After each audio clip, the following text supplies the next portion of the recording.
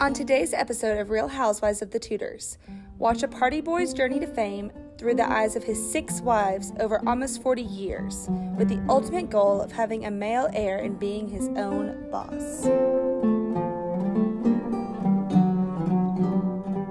Hola, mi nombre es Catarina de Aragon y yo soy de España, el mejor país. Por todos los gringos, hello, I am Catherine of Aragon, and I am from the best country in the world and the strongest, Spain. When I was a teenager, I married a guy named Arthur, King Henry VIII's brother. My dear Arthur died after 6 months of marriage, so I was forced to marry his brother, King Henry. He was only 18 and I was 23. I know it's kind of gross, but hey, I robbed the cradle. Hold on, let me go get him. He was 18 and I was 23. I mean, that's disgusting. I robbed the cradle. Anyways, Henry wanted to marry me for 3 reasons. Number 1, he wanted to keep my dowry, the money my parents gave him to marry me. Number 2, my country, Spain, is super strong. England needed an alliance with Spain to help protect them in the future, because England's not as strong. Number 3, look at me. Who wouldn't want to marry this? But you see, the biggest problem between Henry and I was that I birthed 6 kids, but only a little girl survived. Henry needed a boy to become the next king and keep his family in power. He tried to end our marriage. Can you believe it? After 23 years, he tried to divorce me. But the Pope wouldn't allow it because in the Catholic religion, we're not allowed to get divorced. For my luck. He instead asked our marriage to be annulled. He wanted the Pope to say that he never even married me after 23 years. Are you kidding me? He kicked me aside and I became a nun because after all, I love Catholicism. Unlike Henry, I always stayed loyal to my man and my religion. Then he decided to marry my assistant, Anne Boleyn.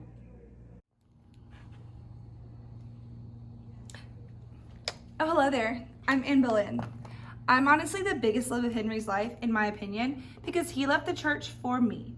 I mean, he did cheat on me and then wrongfully accused me of adultery, treason, incest, all that stuff. But anyways, I met Henry whenever he was having a situationship with my sister, Mary Boleyn, while he was still married to that dusty old Catholic Catherine.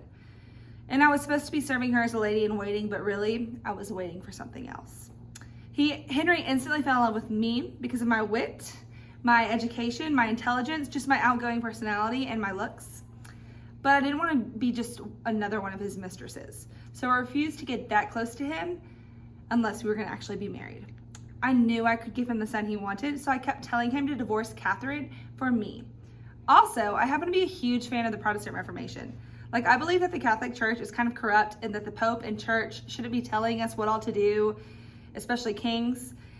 And to me, it just seems silly that we're going to listen to a Pope. But anyways, when Henry tried to get a divorce from Catherine, as he should, and the Pope told him no, I obviously had to tell him all about the Reformation and how it challenged the authority of the Catholic Church. Henry loved the idea that he was the ultimate authority in England and didn't need to follow the church in Rome. So he started adopting some of the Reformation ideas that I told him about. He finally broke from the Catholic Church and married me because he loved me almost as much as he loved being in charge and not having to listen to the Pope or anyone really. We were married and the people kind of hated me because I was different from Catherine, their Catholic queen, but who really cares because the king and I were in love, at least for a while. Wait, actually, where is he? He better not be with one of those girls again. Henry! Where are you? I had a beautiful daughter, Elizabeth, and I was pregnant again. But hearing about Henry's affairs, Jane Seymour, and his injury jousting made me so upset that I lost our baby.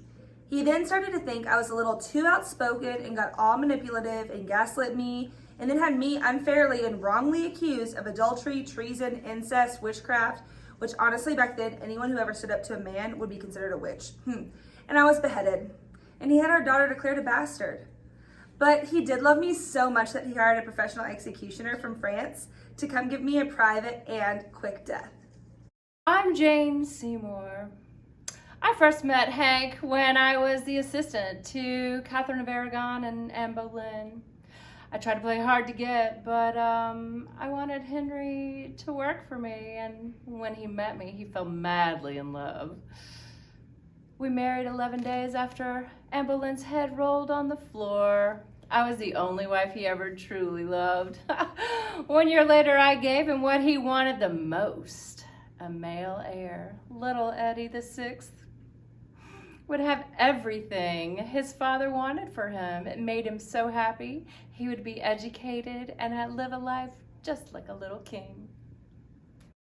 Hello, I am Anne of Cleves and I survive Henry VIII better than anyone else. Meine family is Protestant and support Herr Martin Luther and his Reformation. So after Jane Seymour died from childbirth, Henry wanted to marry me. Meine Bruder Wilhelm led the Protestants in the Holy Roman Empire, and Henry wanted his support as a Protestant monarch in case those Catholic pigs from France and Spain attack. He saw my picture and thought I was beautiful, so he was excited to marry me.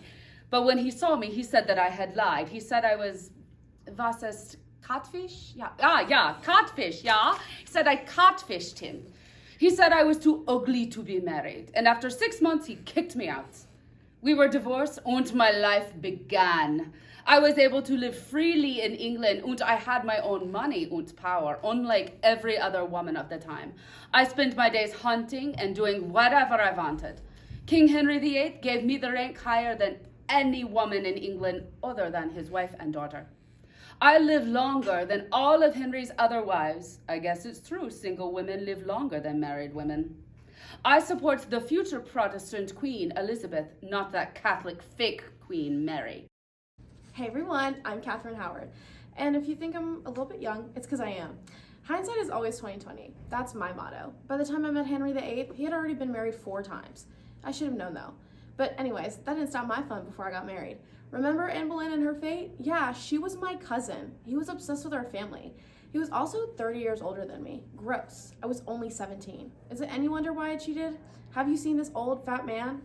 He also left me all alone all the time, so what was I supposed to do? My only regret is that I got caught. But I don't regret the fun I had.